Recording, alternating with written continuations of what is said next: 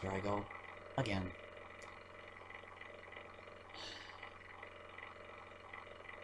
The results of the election have made us afraid. We're scared, we're fearful, we're terrified, and that's exactly how the Republicans want us to feel. Some guy who's voting for Trump had admitted that we liberals scared him. And I responded, "You scare us too." And he responded, "I'm glad we scare you." I responded back, "We never had any intention of scaring you." And this is the difference between us and them. We really don't want them to be afraid. We don't. We don't want to scare them. But it's so easy for us. All we have to do is just be who we are, keep voting Democrat, keep being liberal. It automatically scares them. No, I don't understand that.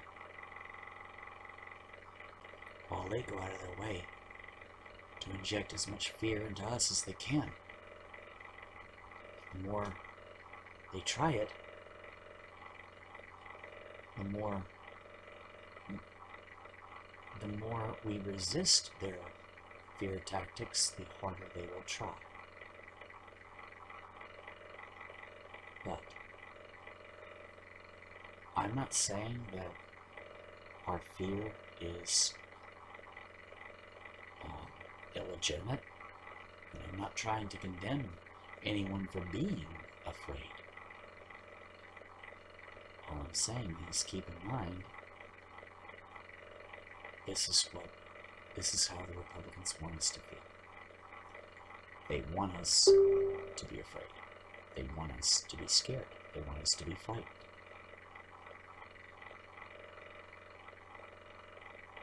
I think of this song by Demi Lovato. It's called Confident. Nothing wrong with being confident. I'm sure she won't mind if we use it in our rallying cry. It's probably why she wrote the song in the first place.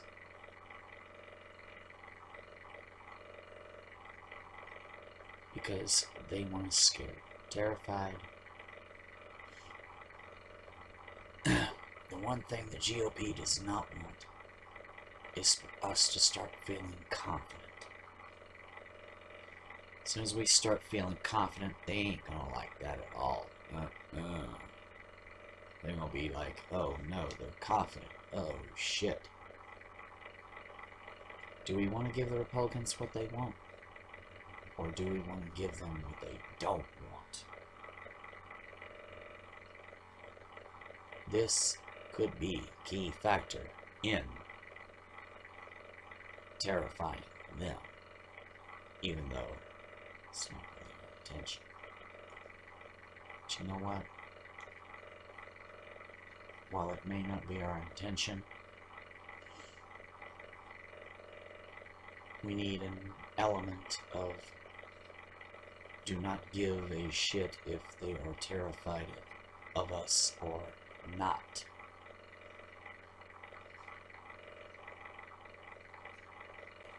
Because that too could lead to a rebounded fear. A fear of scaring the right wing, which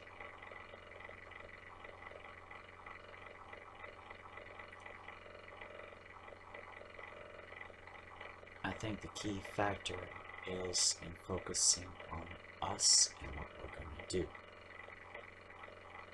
I have a plan for myself. It is to make the move. California and Oregon are plotting planning a secession. This is not something that these states decided spur of the moment. They put a lot of thought into it. This was a careful plan. And it's brilliant. It borders on genius. Because California and Oregon are two of the richest states in the Union.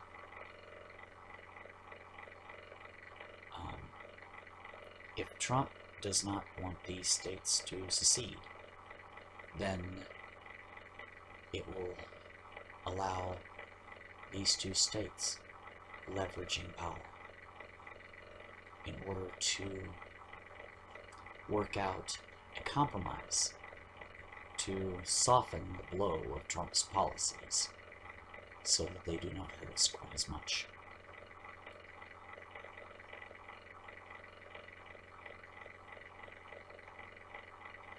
But what if Trump decides to call it bluff and grant secession?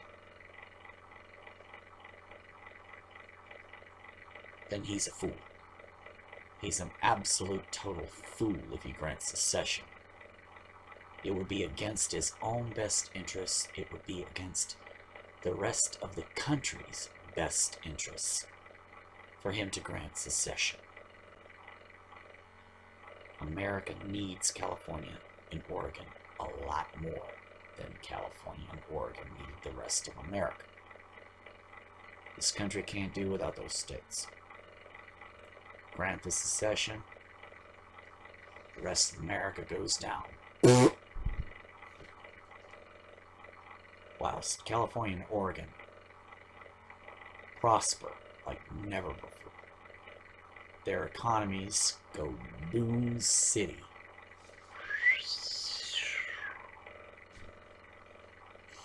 Possibly even becoming a nation of their own.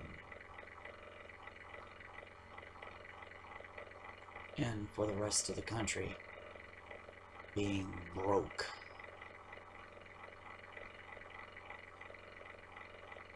California and Oregon might even be in a position to buy the rest of the country. Thus,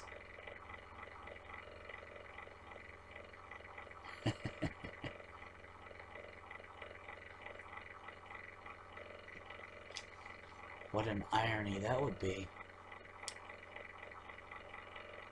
A liberal takeover of the US of A through the one means that the right-wing conservatives praised the most.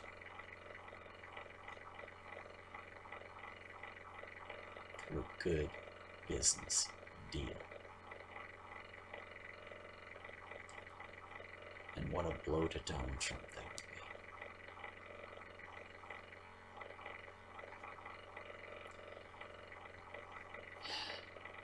be. As Demi Lovato said, I'm wrong being confident. Because that's not what they want.